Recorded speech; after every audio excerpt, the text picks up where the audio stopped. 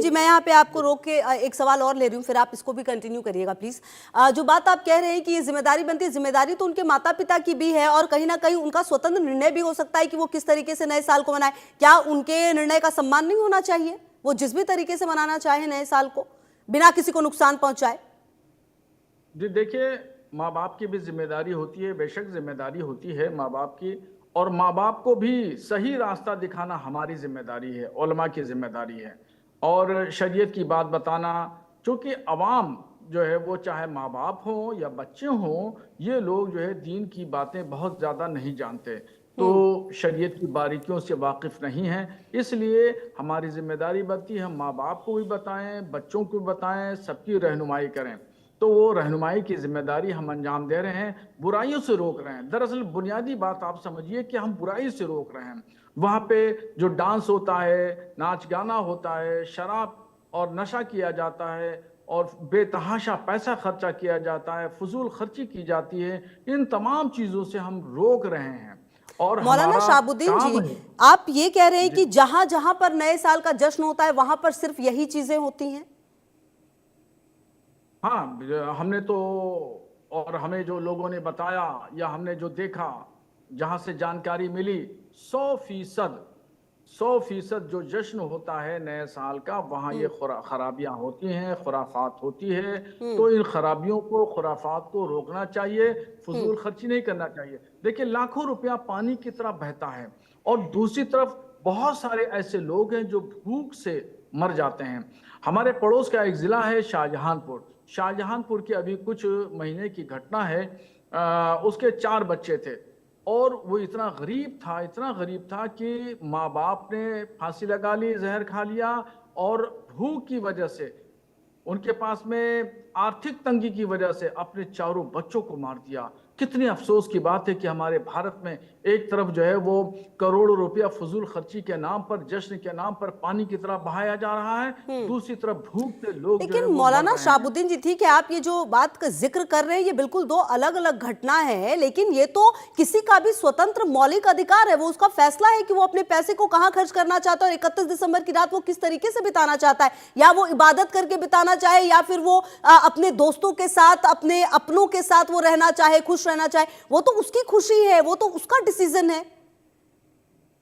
जी बिल्कुल ठीक है, आप सही कह रही हैं कि भाई उसका अपना डिसीजन है, जो चाहे करे, हम क्यों मुदाखलत करें। हम मुदाखलत नहीं कर रहे। देखिए, हमारा सीधा सीधा कहना यह है कि ये जो साल का जश्न है, ये ईसाई कल्चर है, ईसाइयों की परंपरा है, यहूदियों की परंपरा है, और ये मुसलमान यहूदियों की और ईसाई परंपराओं को नहीं अपना सकता। वही हम बात बता रहे हैं। जो नौजवान बच्चे और बच्चियां हैं, नहीं जानते, उनको जानकारी नहीं है शरीयत की, तो उनको हम बता रहे हैं कि ये यहूदियों और ईसाइयों के कल्चर को मत अपनाओ, ये भारतीय कल्चर भी नहीं है। अगर भारतीय कल्चर भी होता तो हम खामोश रहते और हम कुछ नहीं कहते। ये हिंदुओं का भी कल्चर नहीं है। चैत से महीना शुरू होता है सनत का, और भारतीय कल्चर भी इस तरह की चीजें नहीं अपनाता।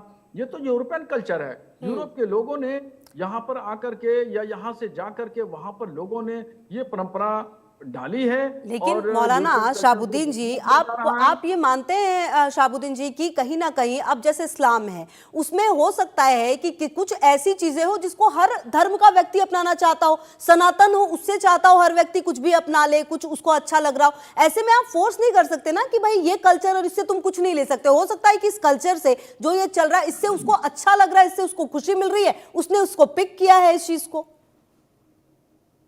देखिए, कोई भी मजहबी परंपराएं हैं, रिवायतें हैं, कोई भी अपने आज़ाद है। हिंदुस्तान आज़ाद बिल्कुल है, आज़ाद हिंदुस्तान में हर व्यक्ति आज़ाद है। बिल्कुल। हमें संविधान ने इस बात की इजाज़त दी है, और हर व्यक्ति को इजाज़त दी है कि वो अपनी रिवायतों के तौर पर, अपने नज़रिए के हिसाब से, अपनी सोच के हिसाब से जो चाहे खाना खाए, जो चाहे कपड़े पहने, जो चाहे करे, ठीक है। मगर वहीं पर हमारी जिम्मेदारी, यानी जो मजहबी रहनुमा है उनकी जिम्मेदारी बनती है कि शरीयत की रहनुमाई करते रहें। इससे कोई किसी से कहीं कोई टकराव की बात नहीं है। हम सीधे सीधे ये बात बता रहे हैं कि शराब मत पियो, तो इसमें कोई टकराव की बात नहीं है। अब वो शराब अगर पिएगा इस्लाम ने शराब को हराम करार दिया। अगर वो शराब पीता है तो उसका जिस्म खराब होगा, उसका दिमाग खराब होगा और कहीं न कहीं जाकर के उसको कुछ दिनों के बाद में उसके नुकसानात भी नजर आएंगे और उस गलत चीज में मुलविस हो जाएगा। हम नशा रोकते हैं कि भाई नशा मत करो, नशा के बहुत नुकसानात हैं, सब लोग जानते हैं, तो इससे कहीं कोई टकराव की बात नहीं है और न ही जो है वो हम उसकी जिंदगी में मुदाखलत कर रहे हैं। हम तो उसके माशरे को, उसके दिनचर्या को और अच्छा बना रहे हैं। अच्छा वो जो मौलाना रोजाना शाहबुद्दीन जी, की चलिए ये बात तो आप जिंदगी अच्छी है, कह रहे, ये तो आप अच्छी कह रहे, चलिए आप हेल्थ के लिए चिंतित हैं और बाकी बातें आप, लेकिन ये कहते हैं कि जो एक दूसरे को मुबारकबाद भी नहीं देना चाहिए अगर किसी का फेस्टिवल है, किसी का पर्व है। तो सर हम जो बात करते हैं, भारत जो विविधताओं में एकता का देश है, जो अब मान लीजिए कि कोई भी मुस्लिम है, मान लीजिए मैं एक पल को कि मुस्लिमों मेरा कोई दोस्त है जो ईसाई है और वो क्रिसमस मना रहा है, तो मैं तो उसे बधाई दूंगी दोस्त होने के नाते। तो ये भी आप कह रहे हैं कि गलत है, तो ये तो कहीं ना कहीं कॉन्ट्राडिक्टरी है ना सर।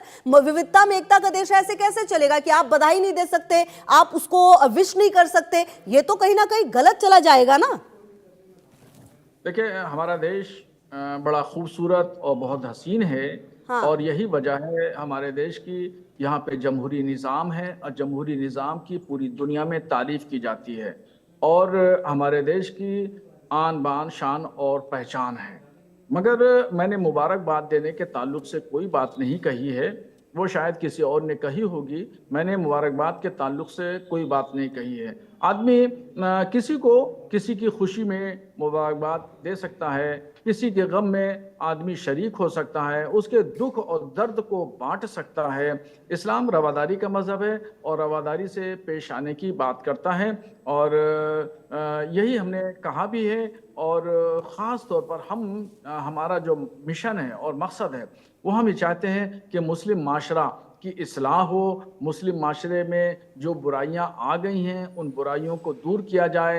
ऐसे ही शादियों को आप ले सकती हैं कि शादी ब्याह में जो फजूल खर्ची होती है वो रुकना चाहिए। वो खड़े तो होकर सही के बात कह खाना रहे हैं आप खाते मौलाना हैं शाहबुद्दीन लोग। जी, चलिए, लेकिन वो किसी का भी अपना पर्सनल डिसीजन है कि किसी के पास अगर पैसे हैं तो उसको कैसे खर्च करना चाहता है। बहरहाल चलिए, बहुत शुक्रिया मौलाना शाहबुद्दीन जी, आप हमारे साथ जुड़े और आपने तमाम बातों पर अपनी बात रखी। बहरहाल जिस तरह का बयान इन्होंने दिया है उसके बाद अब देखना ये कि किस तरह से प्रतिक्रियाएं और सामने आती हैं।